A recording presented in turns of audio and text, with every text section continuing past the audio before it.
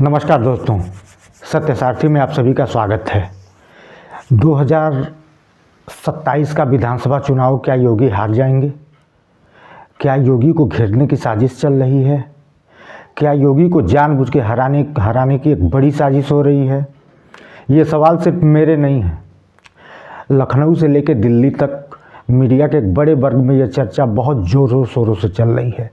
हर कोई इस खबर को अपने हिसाब से देख रहा है और इसका विश्लेषण कर रहा है। ये खबर अनायास ऐसे ही नहीं चल रही है।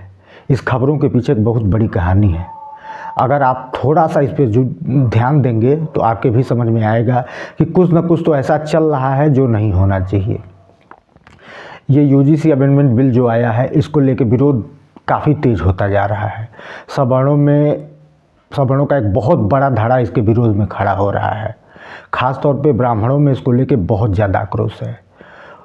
उसी के पैरेलल प्रयागराज में जो शंकराचार्य का विवाद कराया गया या विवाद शुरू हुआ, इसका भी नुकसान कहीं न कहीं योगी को और भारतीय जनता पार्टी को हो रहा है। इससे भी सबसे ज़्यादा प्रभावित वर्ग ब्राह्मण ही है। ब्राह्मणों में ही सबसे ज़्यादा नाराज़गी है। अगर उत्तर प्रदेश में आबादी के हिसाब से बात करें तो ब्राह्मण वर्ग जो है वो सबसे बड़ा आबादी वाला वो कास्ट है। हिंदुओं में सबसे ज़्यादा आबादी ब्राह्मणों की है। यूपी में लगभग एक अनुमान के हिसाब से 10 से 12% के आसपास ब्राह्मण हैं। उसके बाद 8 से 10% के आसपास यादव हैं। उसके बाद कहीं 7 से 8% में कुर्मी और पटेल हैं। तो ब्राह्मणों की आबादी सबसे ज़्यादा उत्तर प्रदेश में है। तो इन चुनाव के जस्ट पहले ही यूजीसी अमेंडमेंट बिल आया। उसके बाद शंकराचार्य का विवाद शुरू हो गया। उससे थोड़ा सा और पीछे आप जाएं तो ठाकुर विधायकों का एक गुपचुप सम्मेलन लखनऊ में हुआ था।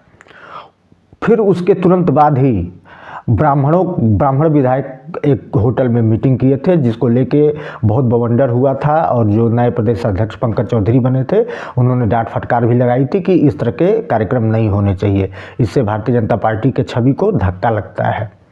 लेकिन ये सारे घटनाक्रम एक बड़ी कहानी को कह रहे हैं और इस कहानी को समझने की ज़रूरत है। कुछ तो ऐसा है जो पर्दे के पीछे है, जो दिख नहीं रहा है। योगी जी को शासन के बेसिस पे या क्राइम के बेसिस पे या कानून व्यवस्था के बेसिस पे या महिला सुरक्षा के बेसिस पे या स्वास्थ्य के बेसिस पे या रोजगार के बेसिस पे घेरा नहीं जा पा रहा है। तो कुछ न कुछ ऐसा किया जा रहा है कि जिससे उनकी छवि धूमिल हो और वो कमज़ोर हों। सबसे मौजूद सवाल ये है कि योगी को घेरने की ये साजिश विरोधियों की है या अपने में ही कोई ऐसा है जो जानबूझ के योगी के बढ़ते कद को घटाना चाहता है, गिराना चाहता है। इस तरह की भी चर्चाएं हैं कि योगी अगले प्रधानमंत्री के एक बड़े दावेदार के रूप में आगे बढ़ रहे हैं।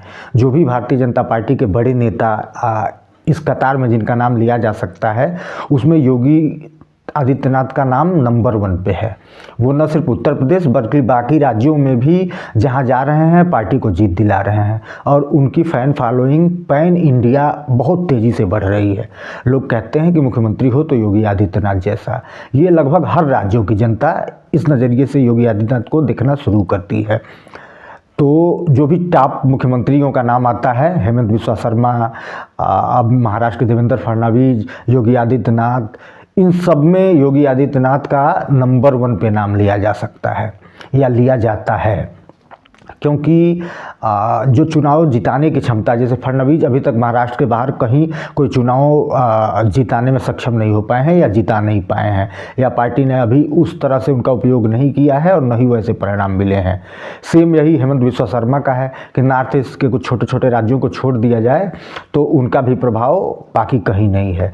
जबकि योगी आदित्यनाथ जी आसाम से लेके जम्मू कश्मीर से लेके हरियाणा से लेके बिहार तक हर चुनाव में भाजपा के लिए उपयोगी बने हुए हैं और उनका स्ट्राइक रेट बहुत अच्छा है। जहां वो रैलियां करते हैं तो वहां ज़्यादा से ज़्यादा सीटें भारतीय जनता पार्टी जीतती है। तो इस तरह के भी कयास चल रहे हैं या ढके छुपे शब्दों में इस तरह की भी खबर आ रही है कि भारतीय जनता पार्टी में ही कुछ लोग ऐसे हैं जो जानबूझ के योगी को गिराने में लगे हुए हैं। केशव प्रसाद मौर्य का बयान जो शंकराचार्य के बारे में अभी आया है वो तो आपने सुना ही है। तो ये कोई नई चीज़ नहीं है। केशव प्रसाद मौर्य और योगी आदित्यनाथ में 36 का आंकड़ा है, ऐसी खबरें हमेशा से ही चलती आ रही हैं। हालांकि केशव प्रसाद मौर्य का जो ये बयान है उसे दूसरे रूप में भी देखा जा सकता है कि अगर एक तरफ से थोड़ा सा टाइट है व्यवस्था तो हो सकता है भाजपा की ही रणनीति हो। भाजपा के ही बड़े नेताओं ने कहा है कि आप सॉफ्ट बयान दीजिए ताकि संतुलन बना रहे। खैर जो भी हो, जो भी 2027 में विधानसभा चुनाव होने वाला है उसके पहले की तस्वीरों पर अगर आप नज़र डालेंगे 2021 के विधानसभा चुनाव में हम चलते हैं। ये मैं आपको इसलिए बता रहा हूँ कि अब यूपी का जो विधानसभा चुनाव अगला होगा वो पूरी तरह से बाइपोलर होगा। अगर ट्रेंगुलर होता तो भाजपा थोड़ी कमज़ोर भी रहती तो कोई बहुत दिक्कत नहीं थी, लेकिन अब ये चुनाव पूरी तरह बाइपोलर हो गया है। उसका कारण ये है कि बसपा एकदम से कमज़ोर हो गई है। तो दो ही वोटर बच गए हैं उत्तर प्रदेश में, एक जो योगी को फिर से लाना चाहते हैं और दूसरा योगी को हरा के अखिलेश यादव को लाना चाहते हैं।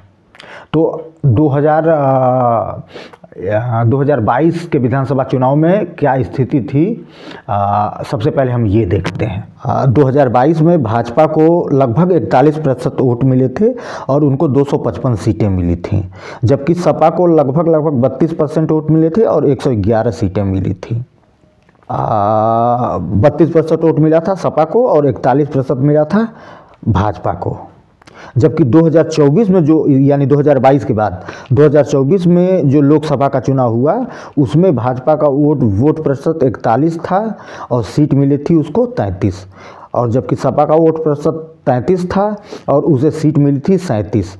इसका कारण ये था कि कांग्रेस और सपा मिल के लड़ी थी, तो कांग्रेस का वोट प्रतिशत 9 था, यानी 33 और 9 लगभग 42% वोट कांग्रेस और सपा को मिला के हो गया था, जबकि भाजपा का वोट प्रतिशत 41 था। तो ये तो स्थिति रही है। अब ये जो मान के चलिए कि भाजपा का वोट प्रतिशत है 41 और सपा का है 32, तो 10% का अंतर है। सपा का 32 लगभग है और भाजपा का 41 है, तो 10% का गैप है दोनों के वोट प्रतिशत के बीच में। अगर ब्राह्मण छिटक जाते हैं भाजपा से, जो कि 10% के आसपास हैं, यानी सबसे बड़ी आबादी ब्राह्मणों की है, और वो चले जाते हैं अखिलेश यादव के साथ या मायावती के ही साथ, तो भाजपा को बहुत बड़ा डेंट लगेगा और अखिलेश यादव न सिर्फ फाइट में आएंगे बल्कि बढ़त बना लेंगे। तो ये जो कुछ भी हो रहा है ये अच्छे साइन नहीं है, ख़ास तौर पे उत्तर प्रदेश के 2027 के विधानसभा चुनावों के लिए, ख़ास तौर पे योगी आदित्यनाथ जी के लिए। क्योंकि अगर बाइपोलर नहीं होता, मायावती और ग्रोथ कर जाती, लगभग 17-18% के आसपास वो पहुंच जाती, तो फिर ये मान के चलिए कि भाजपा की गाड़ी आसानी से निकल जाती। 2019 का लोकसभा जो चुनाव था उसमें भाजपा का वोट प्रतिशत 50% था, मायावती का 19% था और समाजवादी पार्टी का 8% था। समाजवादी पार्टी को 5 सीटें मिली थी और मायावती को 10 सीटें मिली थी। तो अगर बसपा का वोट प्रतिशत बढ़ जाए तब तो जाके स्थिति ठीक हो जाएगी भाजपा की, लेकिन अगर बसपा का वोट प्रतिशत नहीं बढ़ता है और जैसे याद करिए पिछले लोकसभा चुनाव के पहले इसी तरह से एक र्यूमर फैलाया गया था कि ठाकुरों को लेके कुछ बवाला किया गया था और कई सारे ठाकुर नाराज़ हो गए थे भारतीय जनता पार्टी से, जिसका खामियाजा लोकसभा चुनाव में देखने को मिला था और भाजपा की ये स्थिति हो गई थी। तो सेम यही पैटर्न दोहराया जा रहा है। इस बार टारगेट पे है ब्राह्मण वोटर। अगर ब्राह्मण वोटर छिटक जाते हैं, पूरा नहीं आधे भी, मान लीजिए पूरा तो छिटकने का सवाल ही नहीं होता है, अगर आधे भी छिटक जाते हैं तो योगी के लिए ये एक बहुत बड़े खतरे की घंटी होगी। वीडियो को लाइक करिए, शेयर करिए, चैनल को सब्सक्राइब कीजिए। अगर आप चाहते हैं खबरों के पीछे की खबर, सच्ची खबर, निष्पक्ष खबर, तो आप हमारे चैनल के साथ जुड़े रहिए। धन्यवाद।